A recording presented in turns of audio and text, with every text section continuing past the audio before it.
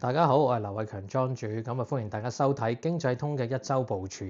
恒生指數咧今個星期咧就上試咗嗰個技術嘅阻力位，大致上係26,410點到附近咧就遇到真係有個阻力，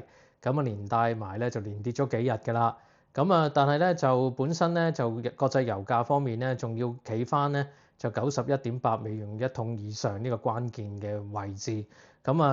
但係本身咧，因為本身成個世界都睇緊美國局勢嗰度有冇進一步嘅談判嘅進展啦，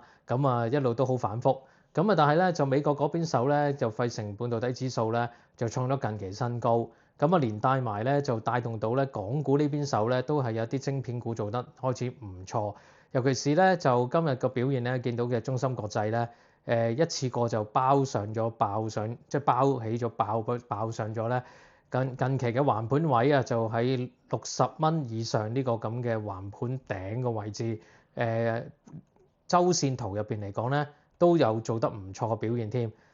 仲有華虹半導體咧，其實都係做得唔錯嘅。本身咧半新股入邊嘅2676啦，呢啲都其實成個板塊咧，都係因為可能係美國嗰邊手嘅 Intel 或者德州電器嘅近期嘅做得嘅業績唔錯，同埋係硬件方面咁嘅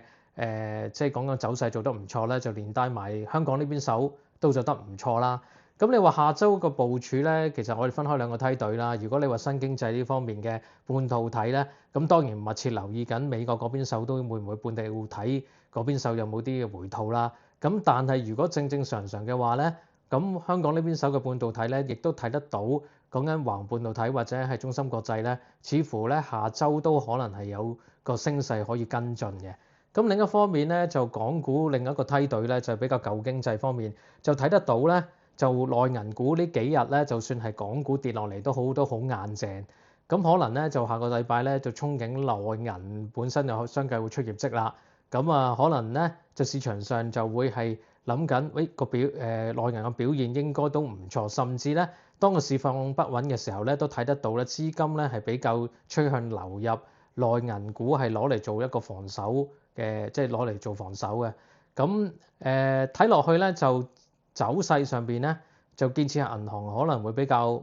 好啲，因為咧其實連帶埋幾週咧都係可以保持喺10天線嘅以上啊，就周 K 線。其他嗰啲咧都係比較反覆，但係就最標青嗰個就係建行啦。但係大家都要留意翻咧內銀出業績嘅時候個 PPOP 個情況係點啦。